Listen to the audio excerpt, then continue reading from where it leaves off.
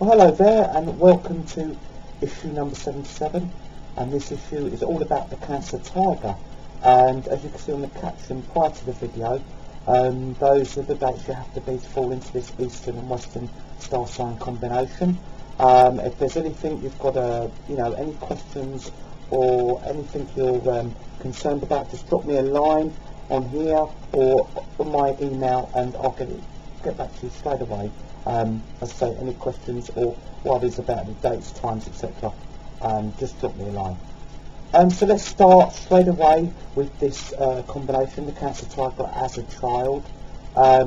We have the Cancer, who, as we know, is quite a shy child, love their parents around them, love their siblings around them, not great at starting school because it's out of their comfort zone. They're quite an emotional child.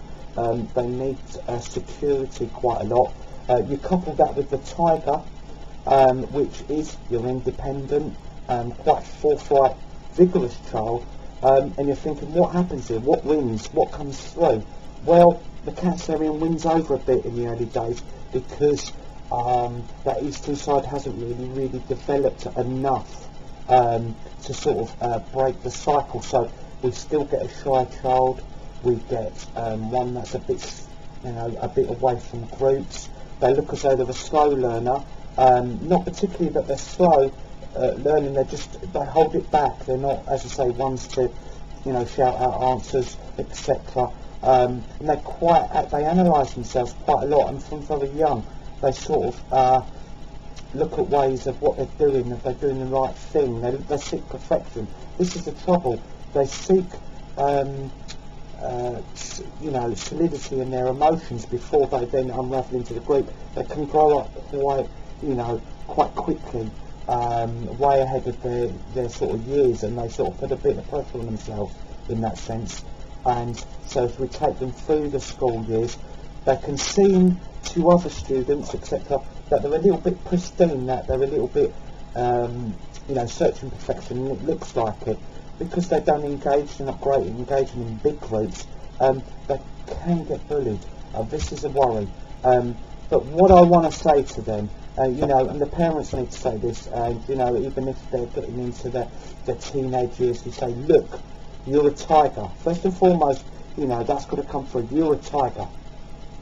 Tigers don't get bullied. They're strong, they're independent. A roar, of your intentions, and that should settle it straight away. But the Cancer Tiger tends to be a little timid in those school years, and does get pushed around a bit, and it's not nice to see. It does happen, and it isn't nice to see. But as they're going through, so they're getting to their university and college years, they have had not a very good school experience, but they are, wanting to be, they're driven, and they are wanting to succeed, so they will choose to stay in it. And further verification, they definitely will choose that. But what you find they do then is they take all those possible memories of not great times and awkward situations, and as we know, the Tiger is very, fairness orientated. They like justice to be done, and they do fight for that. They will stand up, they will shout. They're very fair. Once you shake a hand with a tiger on a deal, that is a deal. That's your bond. So you find that the Cancerian tiger, when it equals up a bit in the inside, the eastern side, the development side has come through, then they become very justice orientated to the point of being like a maniac. And it can be to the point of where everything's over PC. It's because of what they've suffered earlier, where they think, I'm not having any injustice, I suffered it, I've seen it, I've seen it happen to me, and they really are so passionate and ultra, PC. Anybody says the slightest thing wrong, whether it could be even in jest, or, you say something you're not thinking, and it then creates the conundrum of people thinking, I don't want to say the wrong thing. So we've done a full circle here, and it's there now. They seem the perpetrator, which they're not. They're not a fight. It's not a violent combination at all. But they can sort of make people feel quite small later on because of their, the constant watchfulness, seeing that the right thing's done, seeing that, everybody's treated, very well, and they jump down anybody's throat if they, tend to say, the slightest thing wrong. Therefore, it makes it quite difficult when this sign is matured for them to get into a close relationship, because whereas before they may have had relationships where the other sign's been the boss a bit and they've been a little bit timid and they've gone along with it, male or female, doesn't matter, they've now become the very hard one to please. They've become the one who wants to seek a perfect courtship, and they transfer what may have happened before onto their partner now, or their prospective partner, and it can frighten a lot of would-be suitors. They think, he's hard work or she's hard work, and really, if we can stop what happened in the early days. Remember, you are a tiger, and this is from early days. You drum it into that child. You're a tiger first and foremost. Don't worry about the Cancerian parts much.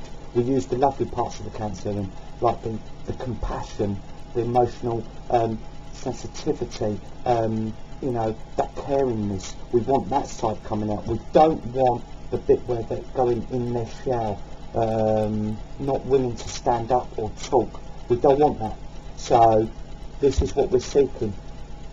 But if we can adjust that, in the university years, and we can adjust that into the early adulthood, if they can realise that they may be going a bit wayward, a bit over the top, calm it down a bit, not everybody is saying something to hurt you or hurt somebody sometimes people just talk, they talk when they're nervous, they don't need to say the wrong thing, and just remember that, have that let that compassion come up then with the Cancer, and say, you know what, they haven't got a backbone in their body really, I don't know why I flew at them, and get it on that equal level. That's what we're seeking. We want to undo all that stuff that's gone before. We're seeking that equilibrium, and this is a great combination because it's driven, it's got compassion, it's got independence as well, so they're willing to travel for what they believe in, and they will travel, and they don't mind travelling for their career. They will travel anywhere. They could get involved if it's the banking industry. Boom, and they say, right, there's a post come up in outer Mongolia, they go, or deep sea diving in wherever, the Seychelles, they're gone, so that's the great thing about them. They're very driven for success, so and they would make a fantastic partner, but they have to let up a bit, and they have to allow things to run a little bit more smoothly and not be so jumpy. Okay, so if we're looking at the perfect partners, well, you can't look any further than the horse really for the tiger, and the Virgo horse, the Scorpio horse, the Piscean horse and the Taurian horse are all wonderful matches. And what they will do, the horse has those fantastic manners that you appreciate very, very much, and they know how to act in the public. They've got some lovely ways of them, but they've also got that spark of unpredictability, which will stop you thinking about yourself so much. It'll throw you out, and that's what you need. You need to come out of these comfort zones, and the horse is so exciting and passionate about these.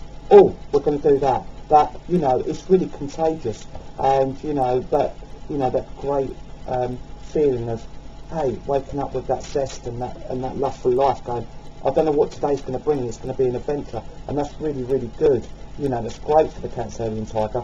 Take them out of their, comfort zones a little bit. The horse is very, very loyal, and they're very dedicated as well, so it's going to settle you down inside thinking, hey, this person's from me, they're not running around, and so it settles you down, so you can really live and get that Cancerian sense of humour coming out as well, which, the tiger's got a great sense of humour, so really could be a great, great time with the horses.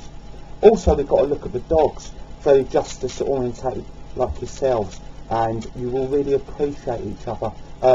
The solidity that you give, it's different to what the horse would bring, but they bring a solidity and a life partner, which you're fighting for the same team, you're on the same sheet, You know, you're not going to have them clashes because, you know, the dog has them sensitivities exactly the same. So, if we look for the Virgo dog, we look for the Scorpio dog, the Piscean dog and the Taurus dog.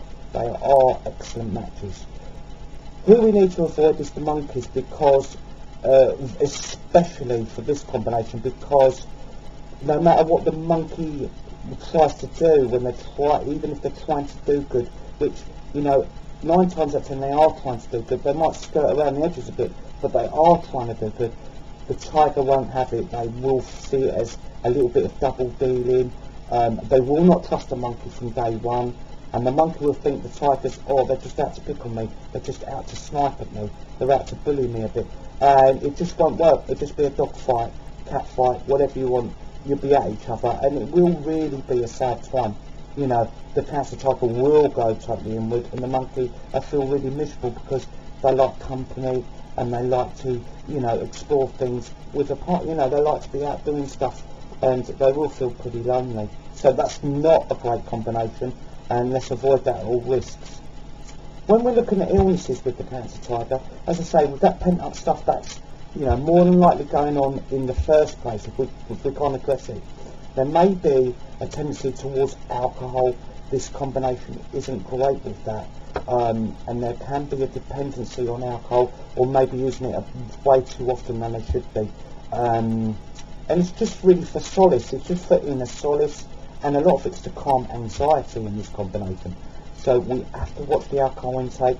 We have to also watch, you know, that, you know, mouth ulcers, throat complaints, throat infections, that sort of thing, stemming from, you know, excess going on the drink, really, basically. So let's keep an eye on that. You know, settle yourself down inside, so that it doesn't make you feel as though you want to smash it. And, you know, let's address those problems. On the mother or fatherhood scale, they're not very maternal. You know, they love the independence. They want their children to be independent. So maybe, you know, with those other partners like the dog and the horse, you know, being his parents, you know, that added strength there, because the tiger will want to keep, you know, their own place. They want to be doing their own stuff. They don't want to be just tied, oh, I'm just a father, or I'm just a mother. You know, that's not for them as well. So learn that about yourself, and don't feel bad about that. Don't feel guilty about that, because that's the way you're made. Okay, thank you for listening in. I hope you've enjoyed this issue, and please tune in for the next one. Thank you.